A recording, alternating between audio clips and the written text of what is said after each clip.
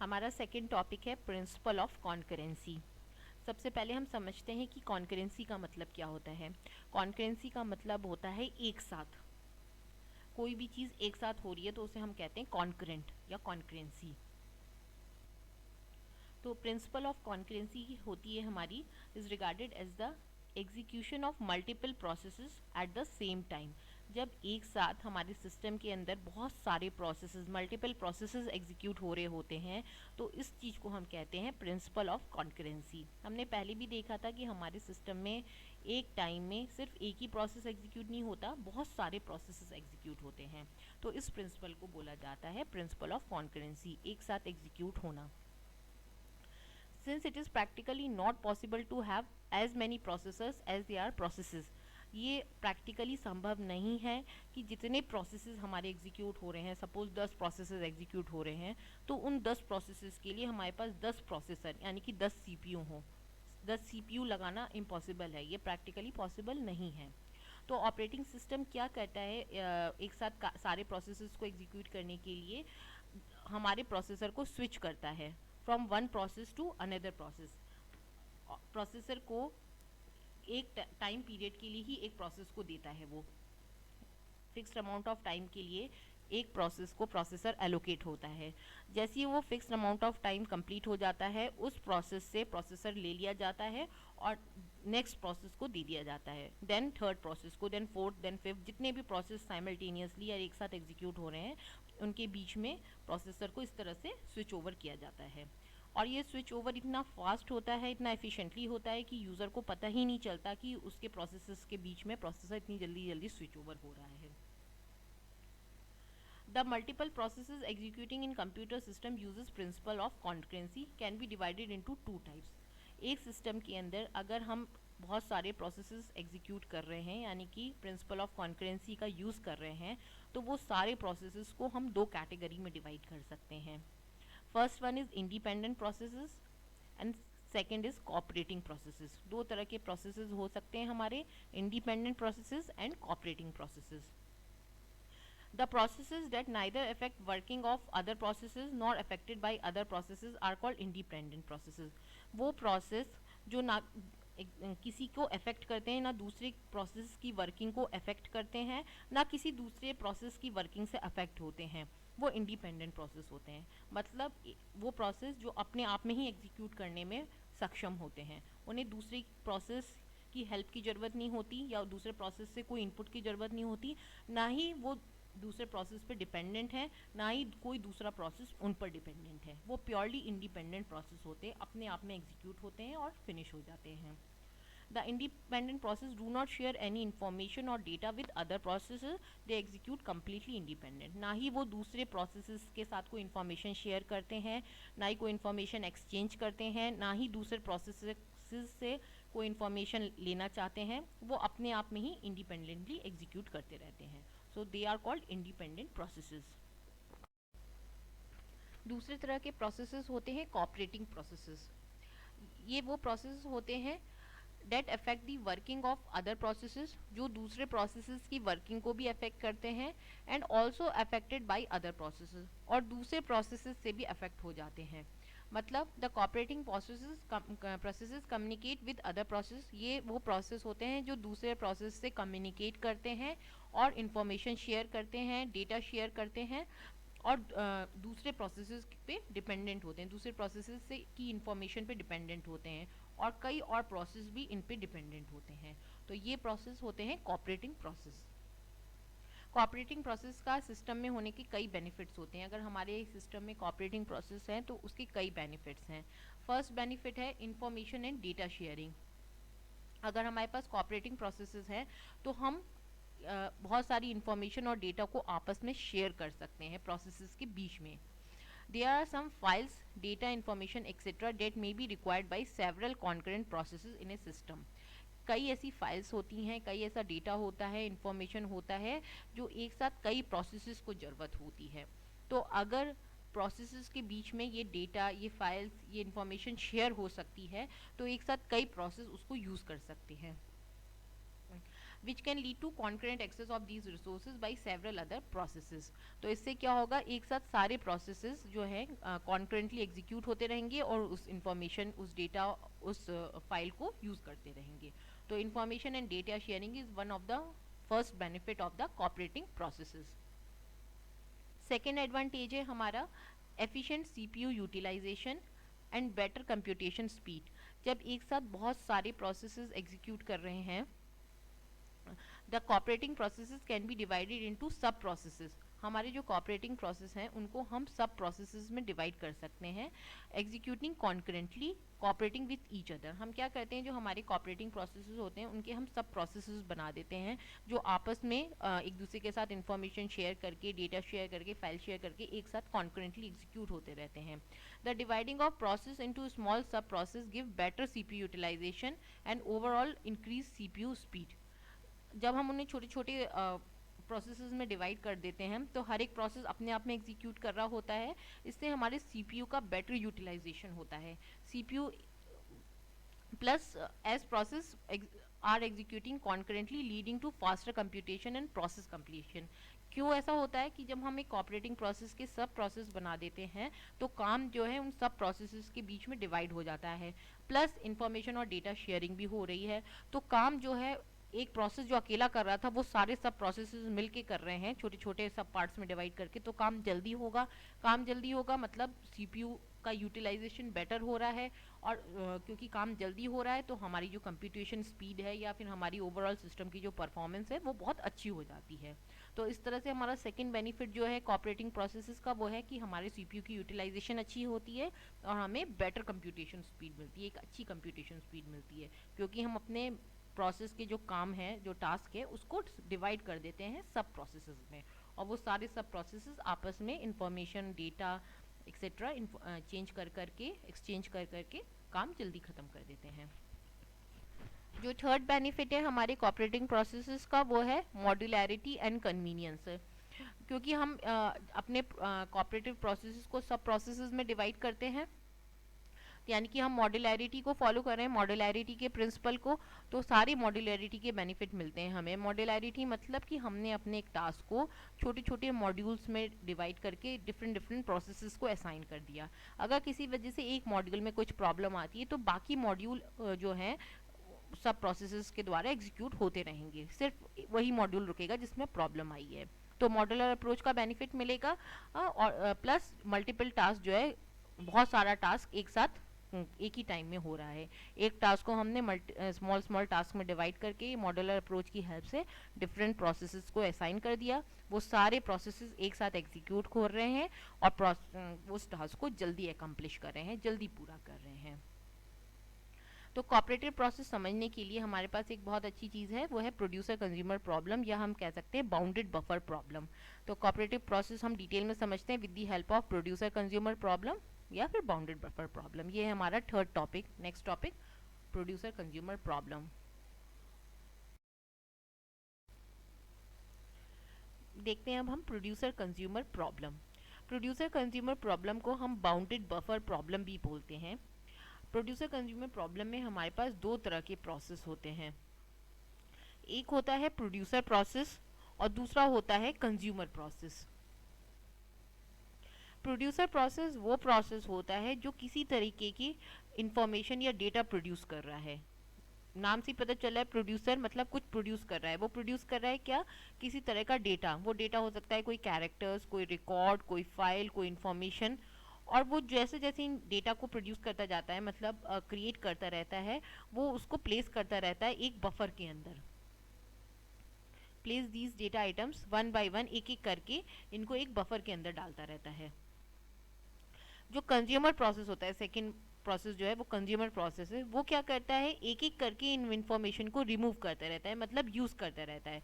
Buffer में से एक इन्फॉर्मेशन निकालता है, उसे यूज करता है, then next information, then next information, जो भी नेक्स्ट डेटा स्टोर किया है प्रोड्यूसर ने उसे निकालता रहता है और यूज करता रहता है। प्रोड्यूसर कंज्यूमर प्रॉब्लम के अंदर कुछ कॉन्स्ट्रेंट्स होते हैं, मतलब कुछ चीज़ें होती हैं जो हमें ध्यान रखनी पड़ती हैं, जिन्हें हम कहते हैं कि वो कॉन्स्ट्रेंट्स हैं इस प्रॉब्लम की। वो चीज़ें जो हमें ध्यान रखनी पड़ती हैं प्रोड्यूसर कंज्यूमर प्रॉब्लम में, first size of the buffer, जो साइज है बफर का जिसके अंदर प्रोड्यूसर डेटा डाल रहा है, जिसके अंदर से कंज्यूमर डेटा निकाल रहा है, वो बफर का जो साइज है वो फिक्स होता है, इसीलिए इसको हम बाउंडेड बफर भी बोलते हैं। तो पहला कॉन्स्ट्रेंट क्या है, जब भी हम प्रोड्यूसर कंज्यूमर प्रॉब्लम डिज़ाइन करेंगे कि जो हमारा बफर है वो फिक्स साइज का होगा, उसका साइज पहले ही डिसाइड हो चुका होगा। Second, since the size of the buffer is fixed, क्योंकि साइज हमने फिक्स कर दिया है बफर का, so the consumer must wait if the buffer is empty. अगर बफर एम्प्टी है, बफर के अंदर कुछ भी नहीं पड़ा, तो कंज्यूमर क्या निकालेगा, कुछ नहीं निकाल सकता। तो कंज्यूमर प्रोसेस को उस वेट करना पड़ेगा जब तक कि बफर के अंदर कोई डेटा नहीं आ जाता। उसी तरह से producer must wait if the buffer is full. अगर ऑलरेडी बफर फुल है, बफर का एक फिक्स साइज है, सपोज 10 डेटा एलिमेंट्स ऑलरेडी पड़े हुए हैं, तो वो 11th एलिमेंट नहीं डाल सकता क्योंकि जगह ही नहीं है, बफर का साइज फिक्स है और फुल है इस टाइम। तो सेकंड कॉन्स्टेंट हमारा ये हो गया। थर्ड कॉन्स्टेंट है only one entity either the producer और consumer can access the buffer at a particular time. एक टाइम में या तो प्रोड्यूसर ही यूज़ कर सकता है बफर को या कंज्यूमर ही यूज़ कर सकता है। मतलब कि अगर बफर उसके अंदर डेटा डाल रहा है तो कंज्यूमर को वेट करना होगा, और अगर कंज्यूमर उसके अंदर से डेटा निकाल रहा है तो प्रोड्यूसर को वेट करना पड़ेगा। एक टाइम में एक ही प्रोसेस बफर को यूज़ कर सकता है। तो ये तीन हमारी जो नेसेसरी कंडीशंस होती हैं प्रोड्यूसर कंज्यूमर प्रॉब्लम की, वो मैंने आपको अभी बताई हैं। अभी हमने प्रोड्यूसर कंज्यूमर प्रॉब्लम को समझा, अब हम देखेंगे कैसे हम प्रोड्यूसर कंज्यूमर प्रॉब्लम को इम्प्लीमेंट करते हैं। प्रोड्यूसर कंज्यूमर प्रॉब्लम को इम्प्लीमेंट करने के लिए जो नोटेशंस, वेरिएबल्स और कंडीशंस नेसेसरी हैं वो मैंने नीचे डिस्क्राइब की हुई हैं। सबसे पहले है जो हमारा बफर है वो हम इम्प्लीमेंट करेंगे with the help of array of size n। जो हमारा बफर था जिसके अंदर प्रोड्यूसर डेटा डाल रहा था और जिसके अंदर से कंज्यूमर डेटा कंज्यूम कर रहा था, उसको हम उस बफर को हम एरे में की तरह मेंटेन करेंगे और उस एरे का साइज होगा n। सेकेंड है हमारे पास वेरिएबल in। वेरिएबल in हमें इंडेक्स देगा या हमें पोजीशन बताएगा जहाँ पे प्रोड्यूसर को इंसर्ट करनी है डेटा। मतलब हमारा एरे है n साइज का, तो in उस पोजीशन को बताएगा जहाँ पे जो नेक्स्ट खाली पोजीशन है जहाँ पे प्रोड्यूसर अपना डेटा इंसर्ट कर सकता है। उसी तरह से वेरिएबल आउट उस पोजीशन को बताएगा, उस फील्ड पोजीशन को बताएगा जहाँ से कंज्यूमर डेटा एक्सट्रैक्ट कर सकता है। फिर है हमारा बफर इज एम्प्टी। ये कंडीशन हम कैसे देख सकते हैं, जब हमारे काउंट की वैल्यू 0 होगी। काउंट हम एक वेरिएबल मेंटेन करेंगे, अगर काउंट की वैल्यू 0 है तो इसका मतलब बफर एम्प्टी है। उसी तरह से हमारा बफर फुल है, वो कैसे हम कंडीशन चेक करेंगे, बफर हमारा फुल तब होगा जब हम in की वैल्यू को मॉड करेंगे n के साथ और वो इक्वल आएगी आउट के। ये कंडीशन अभी हम आगे समझेंगे, जब मैं आपको प्रोग्राम बताऊंगी तो उसमें हम इसको डिटेल में समझेंगे कि in mod n equal to out है अगर, तो इसका मतलब हमारा बफर फुल है।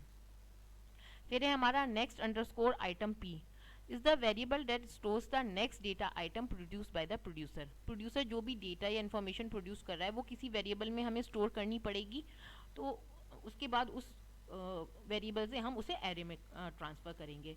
तो जो भी नेक्स्ट वैल्यू या नेक्स्ट डेटा प्रोड्यूसर प्रोड्यूस कर रहा है वो हम जिस वेरिएबल में स्टोर करेंगे उसको हमने नाम दिया नेक्स्ट अंडरस्कोर आइटम p। उसी तरह से एक वेरिएबल रखा है हमने नेक्स्ट अंडरस्कोर आइटम c, जिसके अंदर से कंज्यूमर डेटा को उठाएगा। मतलब एरे में से एरे की पोजीशन, जिस पोजीशन से डेटा कंज्यूम होना है वहाँ से वो डेटा उठेगा और इसके अंदर आके स्टोर होगा। इस वेरिएबल से अब जो है कंज्यूमर डेटा को एक्सट्रैक्ट कर लेगा। It is the variable that stores the next data item remove from buffer by the consumer. Consumer ने जो डेटा एक्सट्रैक्ट किया है एरे से वो इसको इसके अंदर स्टोर कर लेगा। Variable count shows the number of items in buffer. Count हमें ये बताएगा कि इस टाइम बफर के अंदर कितने एलिमेंट्स स्टोर्ड हैं करेंटली। तो इस तरह से हमने देखा ये सारी वो कंडीशंस हैं या वो वेरिएबल्स हैं जो अब हम आगे यूज़ करेंगे प्रोड्यूसर कंज्यूमर को इम्प्लीमेंट करने के लिए। अब हम स्टार्ट करते हैं पहले अपने प्रोड्यूसर प्रोसेस से। प्रोड्यूसर प्रोसेस हमारा सिस्टम में कैसे इम्प्लीमेंट होगा, उसके बाद हम देखेंगे हमारा कंज्यूमर प्रोसेस कैसे इम्प्लीमेंट होगा। तो स्टार्ट करते हैं प्रोड्यूसर प्रोसेस से। सबसे पहले हम देख लेते हैं कि हमने वेरिएबल्स को क्या क्या इनिशियलाइज किया है। हमारे पास एक इंटीजर टाइप का एरे है जिसको हमने नाम दिया है बफर और उसका साइज है n। फिर है हमारे पास इंटीजर टाइप का वेरिएबल in जिसकी वैल्यू है 0। इनिशियली तो बफर खाली है तो कहाँ पे पोजीशन हो गया 0। इसी तरह से इंट आउट की वैल्यू है 0 और काउंट भी 0 है, सब कुछ 0 है और बफर जो है हमारे एरे का नाम है, जिसके अंदर हम प्रोड्यूसर जो है डेटा डालेगा और कंज्यूमर डेटा निकालेगा। अब हम देखते हैं प्रोड्यूसर। प्रोड्यूसर के लिए जो कोड है वो मैंने यहाँ लिखा हुआ है। वाइल वन मतलब कि कंडीशन जब तक ट्रू है, तब तक ये चलता रहेगा ये लूप। इसमें मैंने सबसे पहले चेक किया है while count is equals to n।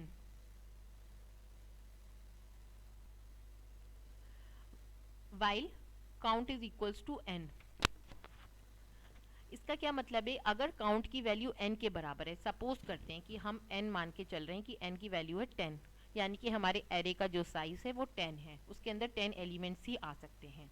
तो हमने सबसे पहले चेक किया, प्रोड्यूसर ने सबसे पहले, जब भी प्रोड्यूसर स्टार्ट करेगा या मतलब प्रोड्यूसर प्रोसेस जो हम इम्प्लीमेंट कर रहे हैं वो कैसे करेंगे, हमने एक लूप लगा दिया, इनडेफिनेट लूप है वाइल वन, जब कंडीशन ट्रू रहे जब तक ये चलता रहे लूप। अब हम देखते हैं आगे अंदर, हमने कंडीशन लगाई है while count is equals to n। अगर हमारा जो काउंट है उसकी वैल्यू n के बराबर हो गई है, अभी तो इनिशियली काउंट की वैल्यू हमने देखी थी 0 थी, तो अभी तो 0 n के बराबर नहीं है, तो हम आगे चलते हैं। लेकिन अगर एक कंडीशन ऐसी आ जाती है कि काउंट की वैल्यू n हो चुकी है, यानी कि n एलिमेंट्स भर चुके हैं एरे के अंदर, तो उस कंडीशन में क्या होगा? Producer do nothing as buffer is full. Producer कुछ नहीं करेगा, बैठाएगा क्योंकि हमारा जो बफर है वो ऑलरेडी फुल है। इसके बाद हमने क्या किया है, बफर के IN पोजीशन पर, IN हमें क्या डिनोट करता है? कौन सा नेक्स्ट पोजीशन खाली है जहाँ पे हम डेटा इंसर्ट कर सकते हैं, जहाँ प्रोड्यूसर डेटा इंसर्ट कर सकता है। तो बफर के पोजीशन IN पे हमें नेक्स्ट आइटम P डालना है। तो हम पहले यहाँ से समझते हैं प्रोग्राम को। मेरी n की वैल्यू है 10, स्टार्टिंग हमने देखा था IN को हमने इनिशियलाइज किया था 0, काउंट को भी 0 इनिशियलाइज किया था। अभी हमने देखा था इनिशियलाइजेशन वाले फेज, हमने देखा था कि IN की वैल्यू 0 है तो हम, और काउंट की वैल्यू भी 0 है। अभी हमने इनिशियलाइजेशन फेज में ही काम किया था।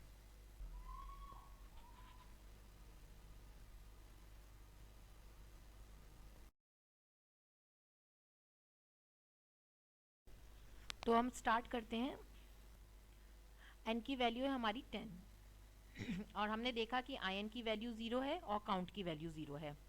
अब सपोज करते हैं कि जो हमारा नेक्स्ट आइटम है जो इंसर्ट हो रहा है, प्रोड्यूसर जो इंसर्ट कर रहा है वो है A है। कोई भी एलिमेंट ले सकते हैं, मैंने एग्जांपल ले रखा है कि सपोज वो एलिमेंट है या वो डेटा है AA।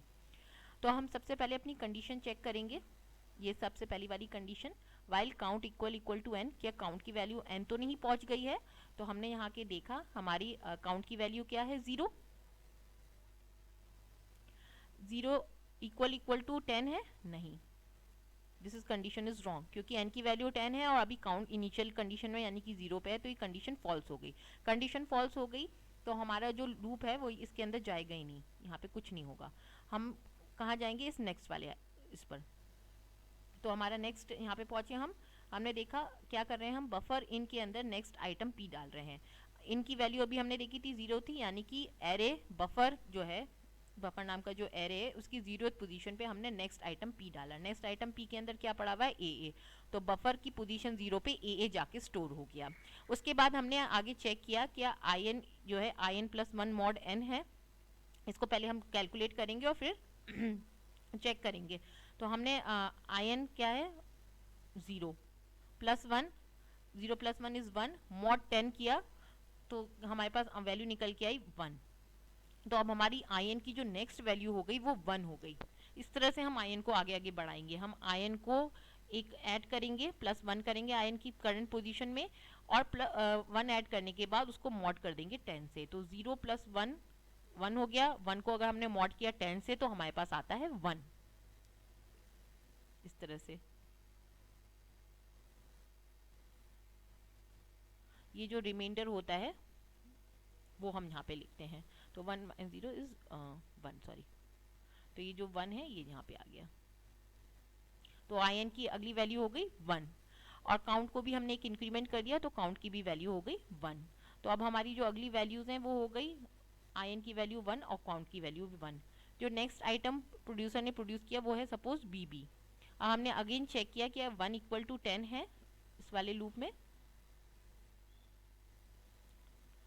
क्या अकाउंट की वैल्यू n है? नो, कंडीशन अगेन फॉल हो गई। तो बफर की पोजीशन नंबर 1 पे हमने नेक्स्ट आइटम यानी कि बफर की पोजीशन नंबर 1 पे हमने BB डाल दिया। अगेन हमने आयन को इंक्रीमेंट किया, कैसे, आयन +1 तो 1 + 1 हो गया 2 मॉड 10, तो ये हो गया हमारे पास 2 मॉड 10 इक्वल टू 2। अगर आप यहाँ पे ऐसे डिवाइड करेंगे तो ये हो गया 2 डिवाइडेड बाई, सॉरी 0, तो ये 2 की पोजीशन, ये 2 यहाँ पे आ गया। तो इस तरह से हमें आयन की नेक्स्ट वैल्यू मिल गई 2, और हमने काउंट को भी इंक्रीमेंट कर दिया, काउंट की वैल्यू भी 2 हो गई। इस तरह से हम आगे आगे चलते रहेंगे। एक टाइम ऐसा आएगा जब हमारी काउंट की वैल्यू होगी 8, सपोज बढ़ते गए काउंट की वैल्यू भी 8 और आयन की वैल्यू भी 8। उस टाइम हम मान के चल रहे हैं कि नेक्स्ट आइटम पी के अंदर जो वैल्यू है वो है SS।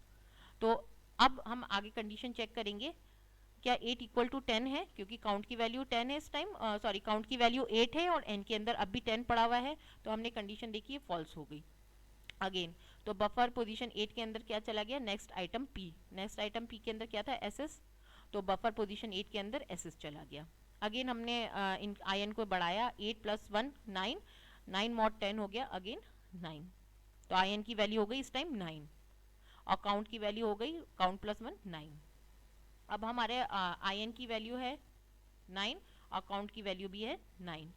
सपोज करते हैं नेक्स्ट आइटम P के अंदर TT पड़ा हुआ है, तो हमने चेक किया कि 9 इक्वल टू 10 है, no, condition again false, same procedure follow हुआ। अब क्या हुआ, जब हमने 9 + 1 किया तो 10 हो गया, 10 को जब हम मॉड करेंगे 10 से तो हमारे पास आ गया 0। आप देखो इस तरह से 10 10 1 10, सॉरी हाँ, तो हमारे पास आ गया 0, ये 0, तो आयन की वैल्यू हो गई 0 और काउंट की वैल्यू हो गई 10। अब हम यहाँ पे आए, आयन की वैल्यू हो गई 0 और काउंट की वैल्यू हो गई 10, नया जो आइटम प्रोड्यूस हुआ वो YY हुआ। लेकिन जब हमने यहाँ कंडीशन चेक करी तो काउंट की वैल्यू है 10 और n की वैल्यू भी 10, कंडीशन ट्रू हो गई, यानी कि ये कंडीशन इस बार ट्रू हो चुकी है, ये वाली कंडीशन ट्रू हो गई। तो इसका मतलब कुछ नहीं करना, producer do nothing as buffer is full, आगे कुछ भी नहीं होगा, ये आगे की दो चीज़ें चलेंगी नहीं, ये वाला पार्ट एंड ये वाला पार्ट चलेगा ही नहीं, तो कुछ भी नहीं हुआ, यहाँ पे भी कुछ नहीं हुआ, यहाँ पे भी कुछ नहीं हुआ, यहाँ पे भी कुछ नहीं हुआ। इस तरह से हमारा प्रोड्यूसर वर्क करता है। जब तक n से छोटा था हमारा काउंट, यानी कि जब तक हमारे पास बफर में जगह थी, प्रोड्यूसर प्रोड्यूस करता गया और बफर के अंदर डालता गया, 0 पोजीशन पे first position, second, 3 4 5 6 up to 9, और जैसे ही बफर फुल हुआ प्रोड्यूसर वेट कर रहा है। अब हम कंज्यूमर प्रोसेस को समझते हैं। प्रोड्यूसर के केस में हमने देखा था कि अगर काउंट की वैल्यू n है तो प्रोड्यूसर वेट करता है क्योंकि बफर ऑलरेडी फुल है।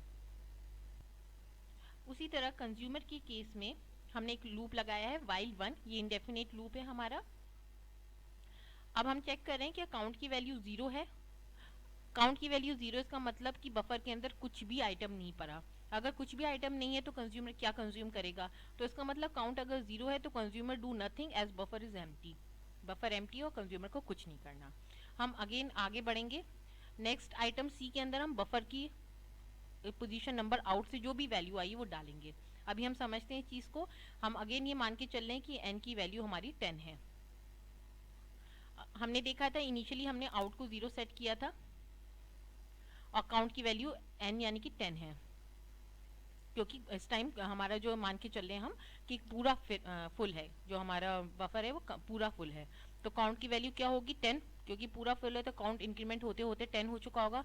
अभी हमने प्रोड्यूसर के केस में देखा था, हमने ये जो प्रोड्यूसर वाला केस है इसमें देखा था कि लास्ट जब हम इंक्रीमेंट करते रहे तो n की वैल्यू जो है वो 10 हो चुकी थी। यहाँ आप देख सकते हैं काउंट की वैल्यू जो है 10 हो चुकी है, यानी कि बफर जो है पूरा फुल है, प्रोड्यूसर ने उसके अंदर डेटा डाल दिया है, बफर जो है हमारा फुल है और काउंट की वैल्यू 10 है। अब इसी को हम आगे लेके चल रहे हैं कंज्यूमर के केस में, कि कंज्यूमर क्या है जिसमें हम काउंट को 10 लेके चलेंगे। हमने देखा आउट की वैल्यू 0 है, काउंट हमने देखा था 10 है। अब हमने चेक किया क्या काउंट इक्वल टू 0 है, क्या 10 इक्वल टू 0 है, नो, कंडीशन फॉल्स हो गई। ये वाले लूप में क्या काउंट इक्वल टू 0 है, कंडीशन फॉल्स हो गई, तो इस लूप के अंदर नहीं जाएगा, कुछ भी नहीं है इस लूप के अंदर, बस वेट करना है, इसलिए हमने सेमीकोलन लगाया कि वेट करना है बस कंज्यूमर को। उसके बाद वो नेक्स्ट स्टेटमेंट पे आएगा। नेक्स्ट स्टेटमेंट कह रहा है कि नेक्स्ट अंडरस्कोर आइटम C जो वेरिएबल हमने डिक्लेयर किया था उसके अंदर बफर 0 की वैल्यू आ जाए। बफर 0 मतलब जो भी फर्स्ट पोजीशन पे स्टोर है बफर की वो इसके अंदर आके स्टोर हो जाए। तो बफर की फर्स्ट पोजीशन पे हमारा स्टोर था ए, वो ए इसके अंदर आके स्टोर हो जाएगा। उसके बाद हम आउट की वैल्यू को इंक्रीमेंट करते हैं। आउट की वैल्यू को इंक्रीमेंट करने के लिए सेम जैसे हम इनको करते थे out plus one mod N. Out के अंदर 0 स्टोर है, 0 प्लस 1 हो गया 1, 1 को अगर हम मॉड करेंगे 10 से तो आएगा 1, इस तरह से।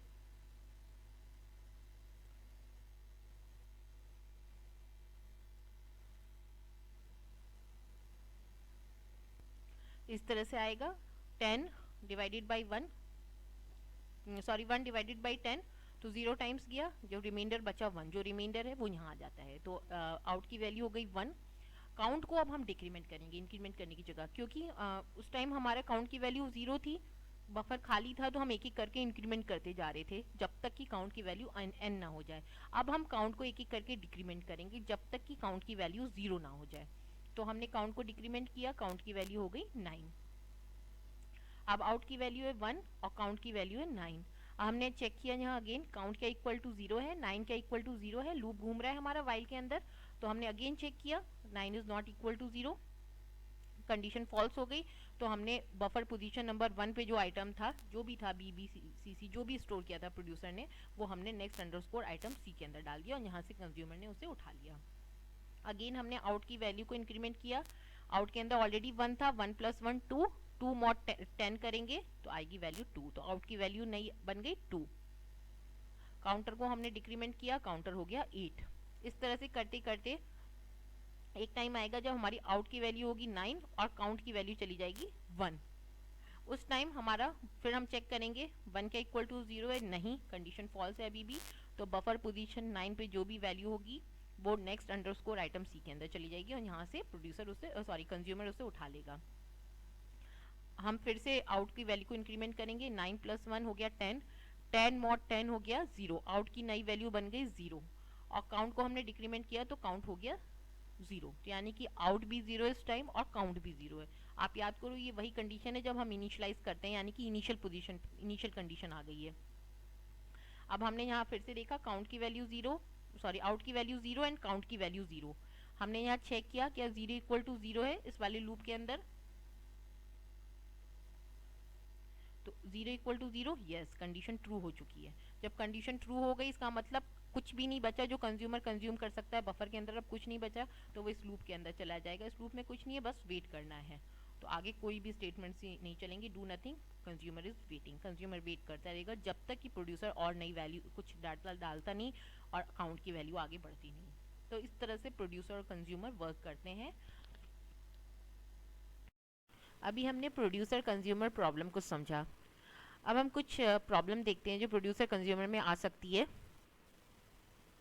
प्रॉब्लम ये है कि प्रोड्यूसर और कंज्यूमर प्रोसेस एक साथ रन नहीं कर सकते, एक बार में एक ही प्रोसेस को रन करना पड़ेगा, अदरवाइज जो रिजल्ट है वो करेक्ट नहीं आएगा। When both producer and consumer processes run concurrently, they may not give the correct result. अगर हम एक साथ रन करें तो रिजल्ट करेक्ट नहीं आएगा। इसको हम समझते हैं with the help of example. Let us suppose that the current value of the variable counter is 10. हम ये मान के चल रहे हैं जो हमारा काउंटर है उसकी वैल्यू करंट वैल्यू क्या है वो 10 है, और हम ये मान के चल रहे हैं कि both producer and consumer processes are running concurrently, दोनों जो है साथ में रन कर रहे हैं। तो सपोज करते हैं कि स्टार्ट जो हुआ है वो प्रोड्यूसर से स्टार्ट हुआ है, तो प्रोड्यूसर के अंदर अकाउंट की वैल्यू क्या होगी 10, प्रोड्यूसर प्रोसेस से हमने स्टार्ट किया है तो करंट वैल्यू काउंट की क्या है वो 10 आ गई, ये दिखा रहा है यहाँ 10। अब सपोज करते हैं now suppose the process switch from producer to consumer, हमारा जो प्रोसेसर है वो प्रोड्यूसर से कंज्यूमर पे स्विच हो गया, तो जब प्रोसेसर यहाँ आया कंज्यूमर पे तो काउंट की वैल्यू इसको तो 10 ही दिखाई दे रही है, अभी 10 ही है, तो इसने 10 लिया, इसने एग्जीक्यूट किया, और हमें पता है कि कंज्यूमर के अंदर काउंट की वैल्यू डिक्रीमेंट होती है, तो इसने एग्जीक्यूट करने के बाद काउंट की वैल्यू कर दी 9। अभी इसने 9 जैसी ही करी, सपोज करते हैं कंज्यूमर से प्रोसेस ले लिया गया और वापस जो है प्रोड्यूसर को दे दिया गया, तो अब इस केस में प्रोड्यूसर वहीं से स्टार्ट करेगा जहां उसने छोड़ा था, क्योंकि उसे तो कंज्यूमर प्रोसेस दिख नहीं रहा कि वहां काउंट की वैल्यू क्या हुई, वो इंडिपेंडेंट प्रोसेस है। प्रोड्यूसर ने देखा कि उसकी लास्ट जो काउंट की वैल्यू थी वो 10, उसने अपना एग्जीक्यूशन किया और काउंट की वैल्यू इंक्रीमेंट करके 11 कर दी, तो जो फाइनल वैल्यू काउंटर की आई वो 11 आई। आप देखिए कि एक कंज्यूमर में तो वैल्यू 9 है और प्रोड्यूसर के अंदर काउंट की वैल्यू 11 है, तो ये एक प्रॉब्लम है। अब अगर हम सपोज करके चलते हैं कि हम रिवर्स ऑर्डर में स्टार्ट करते हैं, मतलब हमने कंज्यूमर प्रोसेस से पहले स्टार्ट किया और फिर हम प्रोड्यूसर पे गए, तो हमने यही माना था कि हमारा जो काउंट है वो 10 है, काउंट की वैल्यू 10 है, कंज्यूमर ने स्टार्ट किया, अभी कंज्यूमर ने स्टार्ट किया ही था कि प्रोड्यूसर पे स्विच हो गया, तो प्रोड्यूसर ने भी वैल्यू 10 देखी, उसने जब 10 देखी उसने एग्जीक्यूट किया और उसकी वैल्यू को इंक्रीमेंट करके 11 कर दिया। 11 जैसे ही किया, प्रोड्यूसर से प्रोसेस ले लिया गया और वापस कंज्यूमर पे स्विच ओवर हुआ। जैसे ही कंज्यूमर पे हमारा प्रोसेसर आया, उसने देखा कि उसकी लास्ट वैल्यू 10 थी, उसे 11 नहीं दिखाई दे रहा, उसे अपनी लास्ट वैल्यू 10 ही दिखाई दे रही है, क्योंकि ये प्रोड्यूसर कंज्यूमर इंडिपेंडेंट प्रोसेसेस हैं, वो एक दूसरे की वैल्यू देख नहीं सकते। तो उसने देखा 10 लास्ट वैल्यू थी, उसने अपना प्रोसेस एग्जीक्यूट किया और काउंट की वैल्यू डिक्रीमेंट करके 9 कर दी, तो जो फाइनल वैल्यू आई काउंट की वो 9 आई। तो आप देखिए प्रोड्यूसर में 11 है, कंज्यूमर में 9 है, तो कितना ज़्यादा प्रॉब्लम है, एक ही काउंट जो कि कॉमन वेरिएबल है दो अलग अलग वैल्यूज़ को होल्ड कर रहा है। तो इस प्रॉब्लम से बचने के लिए हमें दोनों प्रोसेसेस को एक के बाद एक रन करना पड़ेगा। पहले हम प्रोड्यूसर को रन करेंगे, जब प्रोड्यूसर खत्म हो जाएगा then we will start with consumer. तो एक के बाद एक अगर हम एग्जीक्यूट करते हैं तो ये प्रॉब्लम नहीं आएगी। ये जो प्रॉब्लम अभी हमने प्रोड्यूसर और कंज्यूमर केस में देखी, उस कंडीशन को हम रेस कंडीशन कहते हैं। हमने देखा था कि जो हमारा काउंट वेरिएबल है वो प्रोड्यूसर और कंज्यूमर में अलग अलग वैल्यूज आ रही थी। वो डिपेंड कर रहा था कि हम प्रोड्यूसर को पहले स्टार्ट कर रहे हैं तो वैल्यू 11 आई थी, अगर हमने कंज्यूमर को पहले स्टार्ट किया था तो वैल्यू 9 आई थी। तो ये यही कह रहा है कि when several concurrently executing process access and manipulate some share data, जब एक साथ बहुत सारे प्रोसेसेस कॉन्करेंटली एग्जीक्यूट करते हैं, जैसे कि हमने देखा दो प्रोसेस कॉन्करेंटली एग्जीक्यूट कर रहे थे, एक साथ एग्जीक्यूट कर रहे थे, and they are manipulating some share data, और वो एक शेयर डेटा को चेंज कर रहे हैं, मैनिपुलेट कर रहे हैं। यहाँ पे हमारा शेयर डेटा क्या था प्रोड्यूसर कंज्यूमर केस में, काउंट, और वो भी एक साथ कर रहे हैं। काउंट को हम एक बार प्रोड्यूसर कर रहा था चेंज, एक बार कंज्यूमर कर रहा था चेंज। तो ये कह रहा है when several concurrently executing process access and manipulate share data at the same time, then the final result, तो जो फाइनल रिजल्ट आता है वो डिपेंड करता है दो चीज़ों पे, on the order in which the access to the share data take place, किस ऑर्डर में शेयर डेटा को एक्सेस किया गया है, and the execution takes place, और कैसे एग्जीक्यूशन हुआ है। अगर हमारे दो प्रोसेस कॉन्करेंटली एग्जीक्यूट कर रहे हैं और एक शेयर डेटा को मैनिपुलेट कर रहे हैं, तो उस शेयर डेटा की जो फाइनल वैल्यू होगी वो डिपेंड करेगी दो चीज़ों पे। पहली कि किस ऑर्डर में उस डेटा को एक्सेस किया है, मतलब प्रोसेस 1 ने पहले एक्सेस किया या प्रोसेस 2 ने, और किस ऑर्डर में प्रोसेसेस एग्जीक्यूट हो रहे हैं। जैसे कि अभी हमने प्रोड्यूसर कंज्यूमर केस में देखा कि अगर प्रोड्यूसर से हमने स्टार्ट किया था तो हमारी वैल्यू 11 आई थी काउंट की, और अगर हमने कंज्यूमर से स्टार्ट किया था तो हमारी वैल्यू आई थी काउंट की 9। तो इस कंडीशन को हम रेस कंडीशन कहते हैं। Race condition is an undesirable situation. Race condition बहुत अनडिजायरेबल सिचुएशन होती है। To avoid this it is necessary only one process at a time is allowed to access and manipulate the shared data।